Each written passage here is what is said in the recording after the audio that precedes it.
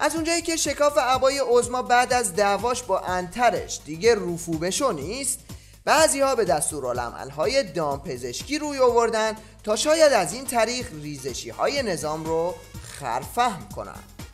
اگر یک فردی از جماعت جدا بشه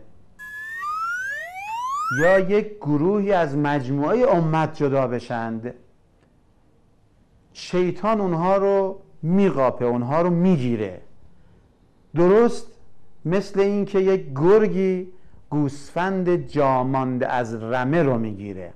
خیلی تعبیر جالبی است. گوسفندی در جمع سایر گوسفندها هست، از یک آرامشی برخورداره، مسیر خورد و خوراکش معینه، با آرامش زندگیشو میکنه. چوپانی هم بالای سر این هست که مراقبشه که آسیب بهش نرسه. اما اگر گوسفندی از گله جدا کرد خودش رو و رفت توی راههای فرعی، پشت سر این و اون راه افتاد، در مسیر منحرف حرکت کرد، مسیری که چوپان صالح مشخص کرده حرکت نکرد، یعنی گرگ‌ها و سارقین در چنین گوسفند جامانده از رمه طمع میکنند. این که این طرف به در میگه تا دیوار بشنوه، علتش اینه که مدت هاست دعوای بین باند انتری و باند عظما رسانه‌ای شده. آقای دکتر، افرادی هستن از منسوبان شما که با طرح مسائلی موجب تشنج در جامعه و در بین هواداران شما میشوند و وقتی که با مخالفت ما روبرو میشوند به ما میگویند شما 4 میلیون نفر بیشتر نیستید. برای رئیس جمهور جلسات گزینشی در نهاد ریاست جمهوری با دانشجویان خاص ترتیب میدهند، به طوری که به صورت تلفنی افراد مورد نظر را برای مراسم دعوت میکنند. کوتاهه. و در مراسم سوالات از پیش هماهنگ شده میپرسند. کوچکترین انتقاد از دولت را نفی کامل خدمات دولت مطرح میکنند و این داستان سر دراز دارد. احمدی نژاد هم وقتی میبینه سوال زنده پخش شده، مثل همیشه میره تو جلد خودش و با یه رکورد چکنی رو دست رکوردهای قبلی خودش بلند میشه. خواسته شما مخالف اصول اولیه انسانی است. یعنی شما از من میخواید به کسانی بگم که حرف نزنن، اظهار نظر نکنن. این خیلی بده. من انتظار ندارم که یک نفر به عنوان نماینده دانشجویان بیاد بگه نذارید یه ده حرف بزنن. چرا نذاریم؟ بعدم میگید که خب دولت انتقاد میکنن، بد برخورد میکنه. واقعا ما با منتقدین بد برخورد کردیم؟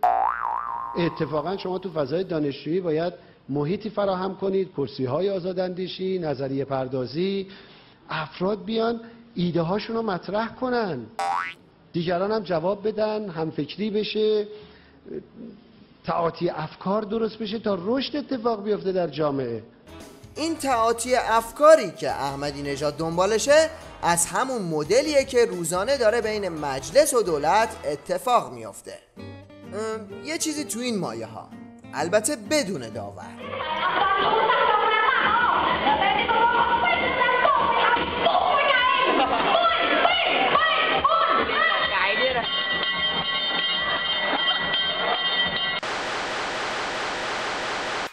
در بخش تیویریش این هفته میریم سراغ این شوی آبگوشتی که کفگیرش به ته دیگ خورد و فضاحتش اونقدر زبان زد شده طوری که خودش هم مجبور شده بالا بیاره.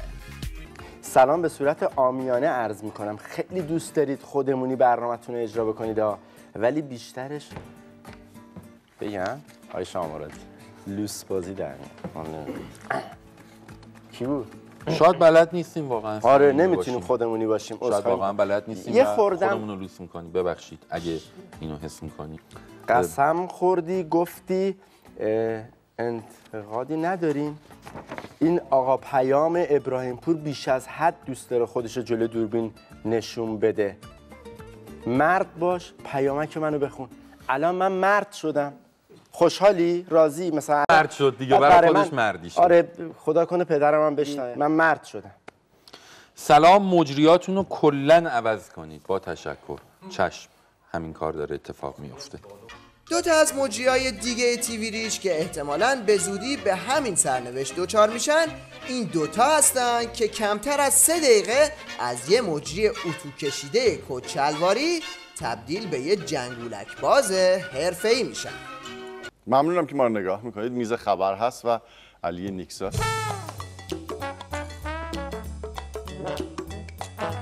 از این زاویه ببینید من رو. آها یه همچین فاصلی باید داشته باشید. زیر آب شما این رو بالا پایین میکنید. بکن این رو امتحان بکنید. ببین این شدیداً شکم شما رو آب میکنه. آقا این چه ربطی به شکم داره؟ این خودش عین یه کفگیر، عین یه دونه در واقع ملاقه، عین یه چیزی که پارو عمل میکنه. آب رو به شکم شما میزنه به شدت. اصلا کل چربیای شکمت میبینی اینجوری میشه. نه بابا. از هر ویبره‌ای بیشتر اثر داره. یعنی این خودش جکوزیه. این آب رو شکم ورزش میده. این اتفاق عجیب غریبیه ها.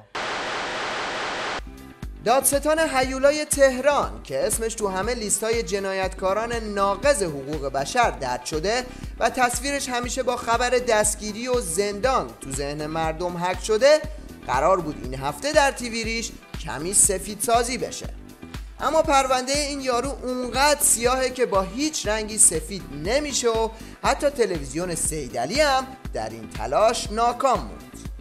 دادستان حالا در آستانه 60 سالگی است. دادستان هم میدانست که یک گفتگوی زنده با عباس جعفری دولت‌آبادی میتواند بهتر از این در بیاید، اما گفت ساعت 20:30 باید جای دیگری باشد. مردی که میگوید در اینترنت هم چرخ میزند، وبلاگ ندارد و وعده داده سراغ تمام دانه درشت‌های راندخار برود. من یه جایی خوندم که شما فقط بلدید نیمرو درست کنید. اشتباه ورزش است. یعنی آشم بلدین بپزین. ساده. خواستم از دادستان بپرسم فشار روزهای جنگ بیشتر بود یا فشار این روزها سکوت کرد. بعد گفت نپرس چون مسئله شخصی است. این است که میگویم یک گفتگوی زنده بهتر بود. در مشنگستان این هفته میریم سراغ این یارو که اصرار زیادی داره تا بین مشنگ‌ها یه جای ثابت پیدا کنه. یه مشنگ بیریش که در مورد لباسهای روز جوونا به کشفیات جدیدی رسیده. اینا هدفمند داره این کار اتفاق میفته. به عنوان مثال شلوار جین، کلمه جین در انگلیسی یعنی جن. خدمت شما عرض میکنم شلوار آبی رنگ لی رو میذارن اسمشو جین. دقیقاً این تشبه به بیلوجینه. یا اخیراً کفش هایی برای خانم‌ها طراحی کردن که 1 متر که یه وجب پاشنه داره، واقعاً در حد 1 متر اون یک پاشنه‌شون. خدمت شما عرض می‌کنم پنجه پا شبیه و تشبه پیدا می‌کنه به جن، بازم به شکل سم. که ما اینو 2 سال پیش ما عکسش رو مثلا دیده بودیم کار کردیم، واقعا فکر نمی‌کردیم وارد کشور بشه. اما شد. بسیاری از این تیشرت‌ها من دیدم نقش‌های پیچیده‌ای روشه. اینا طلسمه. اعدادی روی این لباس‌ها خورده که اینا ابجد بعضی از شعارهای شیطانیه. مثلا یوی زده 813 418 شما نمیدونید چیه. این ابجد یک جمله است و کارکرد همون رو داره. ای کاش این مشنگ فقط در مورد لباس نظر میداد، ولی وقتی وارد حیطه جغرافیا هم میشه کشف میکنه که دشمن طرحهاشو حتی تو نقشه شهرهای ایران هم نفوذ داده. اصلا همدان رو اینقدر یکی از پرچگالی‌ترین شهرهای یهودی ایران بود. شهر همدان رو اصلا اینا صهیونیستی ساختن. یک صهیونیست آلمانی میاد طراحی میکنه شهر همدان رو که مبنا رو مقبره استر مرتضی قرار میده به عنوان مرکز بدون خمینی و از اون 6 تا راه پخش میکنه. 3 تا دایره هر 6 جهت این دایره به 6 قسمت تقسیم میکرد. میشه 666. در انتهای ابتکار میبینیم از یک کارگر هموطن که شیوه جدیدی برای رفع خستگی در کار بنایی پیدا کرده.